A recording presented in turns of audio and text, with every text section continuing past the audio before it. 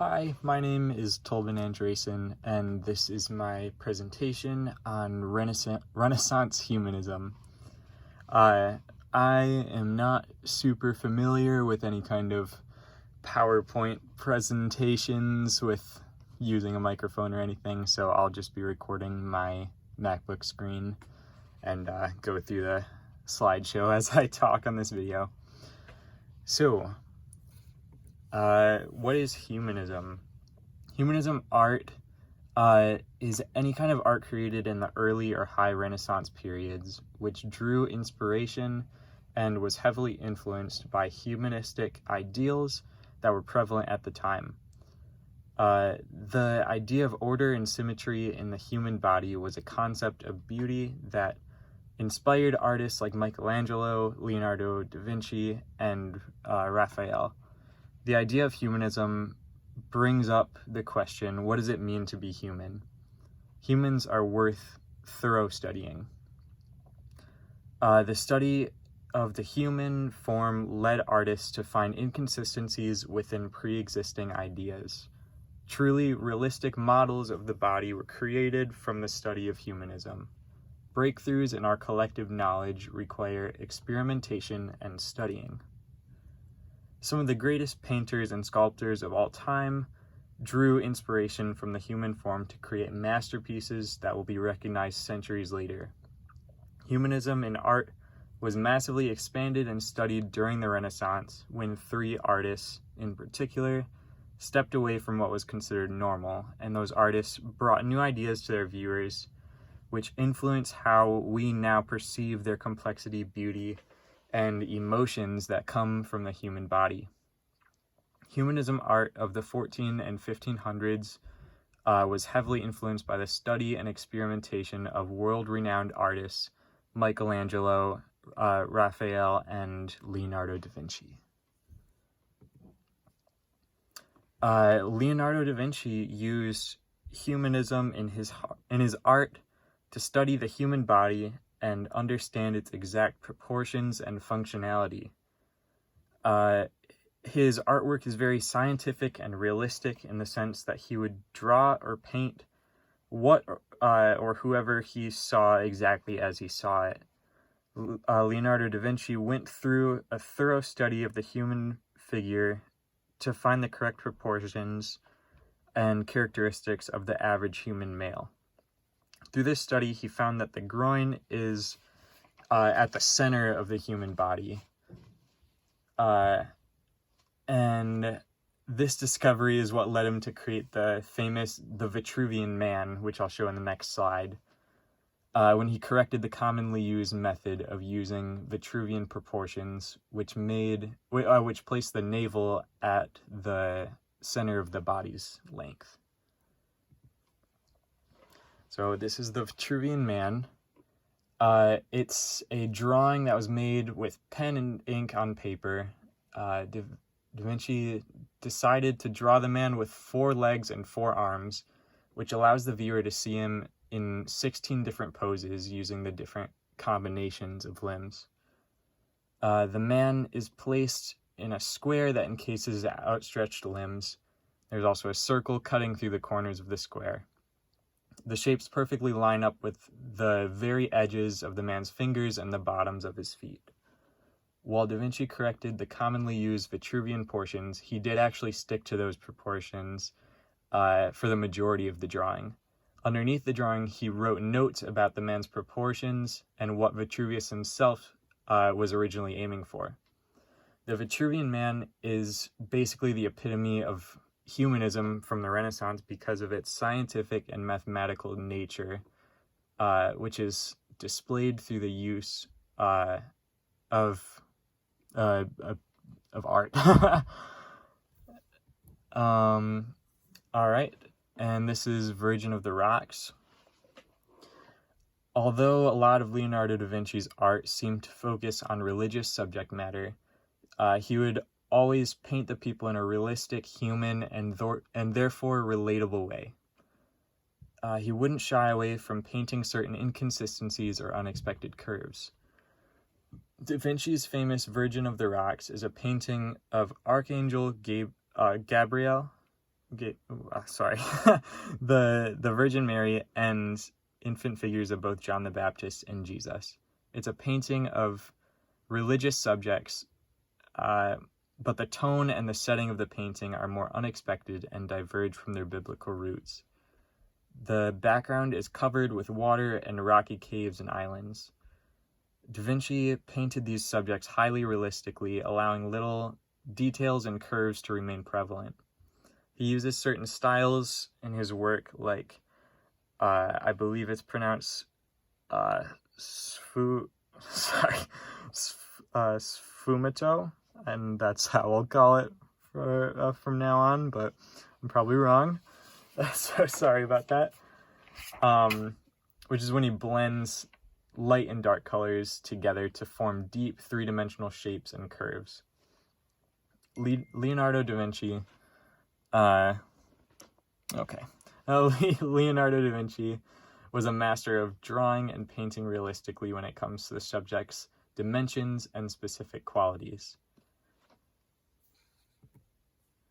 Raphael, like other humanist painters, focused his work on the human body, but his work emphasized the supreme beauty of the human form.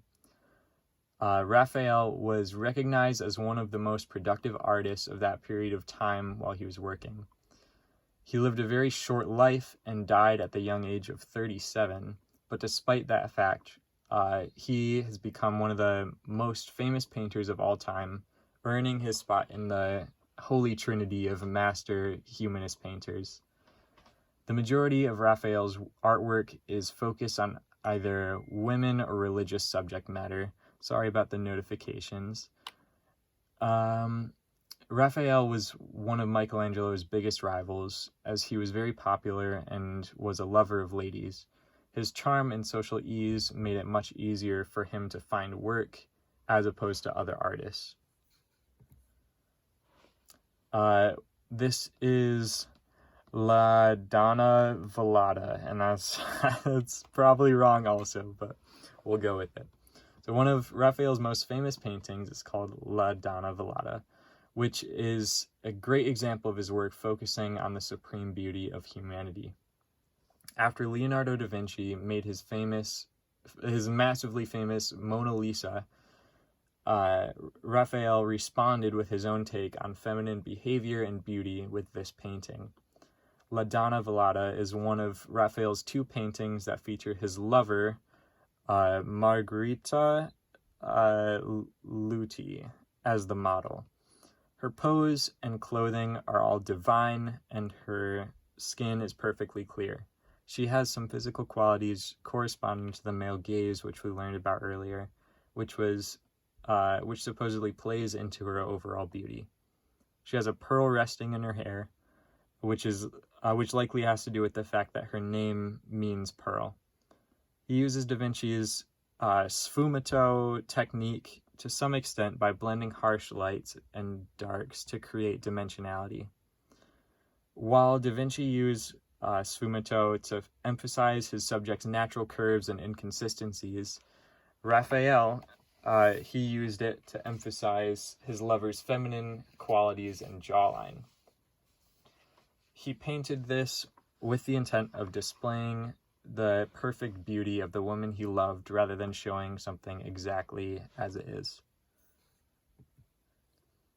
While Raphael and Leonardo da Vinci use humanistic art to show the beauty or physical form of the body, Michelangelo was best known for works which have a deeper emotional core to them.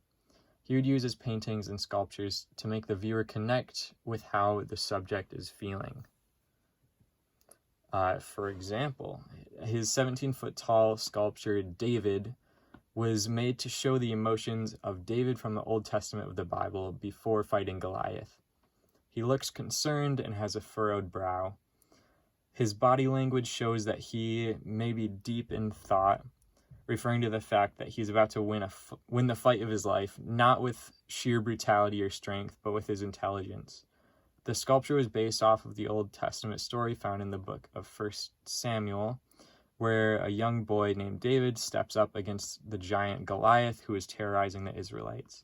David relied on the power of God to defend him while fighting the giant, and he ended up slinging a stone against the giant's head, which made Goliath fall down to the ground, where David decapitated him with his sword. Typically, art pieces showing this story focus on David after defeating Goliath in a powerful stance. Michelangelo's sculpture, on the other hand, shows a pre-battle David. The sculpture stands at a hulking 17 feet tall, giving him an almost godlike heroic quality to him, but his stature is telling another story. David's posture and physique is like one of a common man who is built in a typical way. This combination together gives the viewer the idea that anyone can be a hero, but they just need to step up and use their own intelligence to beat their adversaries. And then finally, I have Creation of Adam. Michelangelo was not only a master sculptor, but he was also a highly skilled commissioned painter. He was hired to paint the ceiling of the Sistine Chapel, which is in the Vatican in Rome. Those paintings later became some of the most famous paintings of all time, specifically Creation of Adam, which is located directly next to Creation of Eve, and it's placed in the center panel of the room. Creation of Adam is a painting of God and Adam as the most prominent figures. God is painted as an old but muscular man with majestic, draping clothes, and Adam is a nude figure reaching out to God. Their positions echo one another, with their arms reaching out to touch each other in a very similar way. These positions are meant to represent the fact that Adam was created in God's own image, and likewise the entire human race was.